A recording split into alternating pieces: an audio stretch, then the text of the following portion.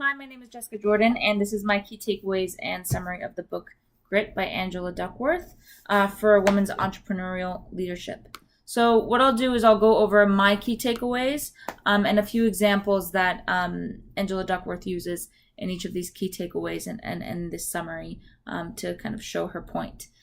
So Angela Duckworth first, introduces us to her background and how she became passionate about the psychology of achievement, and how grit is really a predictor and the best predictor for achievement. And grit is the combination of passion and perseverance. She then goes to talk about how we get distracted by talent very easily. Aptitude does not guarantee achievement. So, for example, in West Point, initial IQ was not as good of a predictor as grit for the cadets that ended up graduating or the cadets that ended up, dropping out. And although physical ability was a good strength that they had, it helped them get to that last point, it wasn't the strongest predictor. All right, so one interesting thing here is Americans, when asked if they'd rather hire someone that's intelligent or a hard worker, they will choose more the hard worker to hire over the person that's innately intelligent, because they don't know if they're actually going to work hard, and those aren't always, they don't always go together. However, when shown to the same piece of music twice and told that one of them is by a naturally talented artist, and one of them is done by a striver who's really, risen up to the occasion and made it to this orchestra, although it's the same piece of music, the public will tend to choose the naturally talented, described piece of music and say that was much more well executed. And that really contradicts who they would choose to hire. So it's interesting how easily distracted we get by talent, because we really see the end goal, the end product of Michael Phelps's, Olympic gold, and not how many hours he spent at the pool and how many hours he spent not only practicing, but deliberately practicing, which is a point I will go on to discuss. All right. She also goes on to talk about how grit is about having a top level goal and how lower level goal tiers are all dedicated to reaching that top goal, and how every action in your life is kind of a conscious decision to reach that top goal. For example, having a chocolate chip cookie as an Olympic athlete, is this something that goes along with my plan and my top level goal? That's a very simple example, but I think it brings the point home. And people who show high grit levels are people whose life kind of has this hierarchy of goals set, and most of their actions are towards that high level goal. All right, the next really important point is effort counts twice in the calculation of achievement. So talent times effort is skill. That's skill building. But then skill times effort is achievement.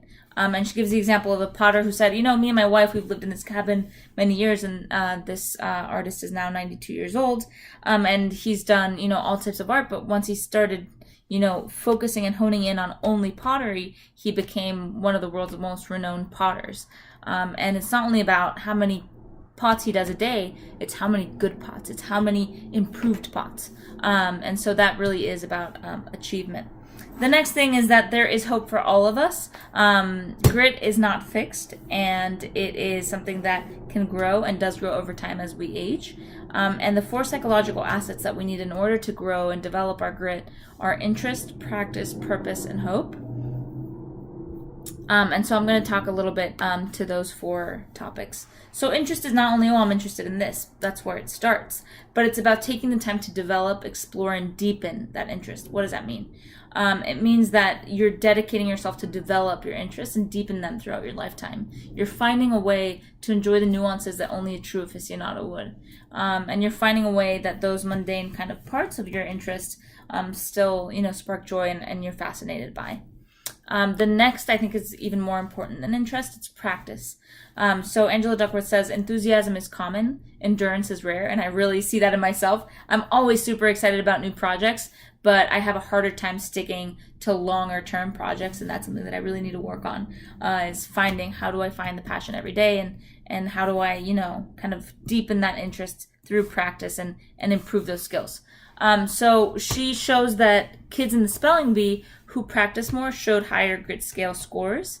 but also people who deliberately practice, such as Olympic athletes or the NFL athletes or NBA athletes or cadets in the West Point Academy. They have a persistent desire to do better and persistent desire to grow. And their practice is a high quality, thoughtful training, and not just an iteration alone of how many times can I, let's say, swing this bat. The deliberate practice includes a stretch goal. And what is a stretch goal? Basically, it's how do I improve a specific weakness, seek out challenges that currently I can't, reach, but will reach through this practice, and measuring narrow metrics that impact overall performance. The next is full concentration and effort, being there in the moment, being conscious, putting that effort in, and then immediate and informative feedback. After every kind of practice session, what is the immediate feedback? Before her TED Talk, she said she would give the speech to her family over and over, and they'd say, "Mom, why are you saying, it's weird when you bite your lip. I didn't understand how you explain this." And so that immediate informative feedback allows you repetition with reflection and refinement, which is the last point. And then purpose. So I really like this example she gives of job versus career versus calling. She says, jobs is I am laying bricks. A career is I'm building a church, and a calling is I'm building the house of God. So it's kind of finding that next step in what you're doing. And she says ways that you can do this is by reflecting on how the current work that you do can make a positive contribution to society, or thinking about how in small ways and meaningful ways you can change your work to enhance its connection to your core values. And you can do this through, mentorship, or you can do this through, asking yourself questions. What are my core values? In 10 years, what is it that I want to have achieved? And lastly, hope. So hope isn't about, I hope I do well. It's about knowing that you have the control to meet the challenge that you'll have the next day. It's about getting up each day knowing you have the control to overcome that challenge. And the example that she gives is a study where there are two groups of dogs used. Both of them are shocked in the back of the paw, and one group has levers that they can touch with their nose, and that will make the shock stop. And until they learn that they're in control of that shock. The other group just gets shocked and have to wait until the shock goes over. Then they move them into these kind of pens where they have a gate, a little fence that you can jump. And the dogs that learned that they had control over the shock learned to hop the fence. And the dogs that didn't learn that they had that control, they just stayed there and waited for the shock to be over, whimpering. So it's really about having the reflection of I have control over the challenge, and I will wake up the next day to take control. And then the next are applications of grit, which are parenting for grit, playing fields of grit, and culture of grit, which I'll go into more during my presentation in class because I don't have the time right now. But I think that one of the most important things is, that aligns to our class is how am I a true leader that is able to motivate grit? And how do I reflect so that I can keep growing for myself, but also growing to meet this overall goal or mission that will do better for society? And I think a lot of this aligns to kind of how do I become a more mindful leader and a more authentic leader that we were discussing in class, but also how do I lead with my strengths unapologetically kind of. So I think that practicing these, deliberately practicing your strengths really ties to this book, and I'd recommend this book to anyone that wants to kind of continue to grow.